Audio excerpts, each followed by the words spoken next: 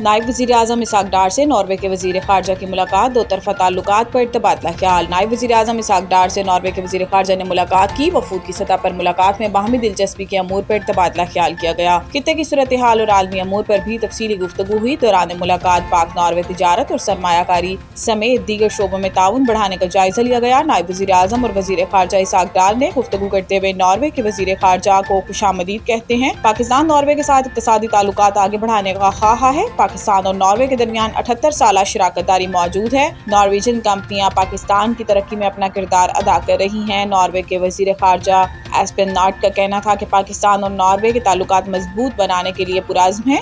امریکہ اور ایران جنگ میں بطور ثالث وزیر اعظم شہباز شریف اور فیلڈ مارشل عاصم منیر کا کردار قابل تعریف ہے۔ پاکستان کی قیادت نے مشکل وقت میں جرأت مندانہ کردار ادا کیا۔ فریقین نے تجارت، سرمایہ کاری، موسمیاتی تبدیلی اور تعلیم سمیت مختلف شعبوں میں دو طرفہ تعاون کے تمام پہلوؤں کا جائزہ لیا۔ ناروے کے وزیر خارجہ نے ناروے میں مقیم پاکستانی کمیونٹی کے اہم کردار کو سراہا۔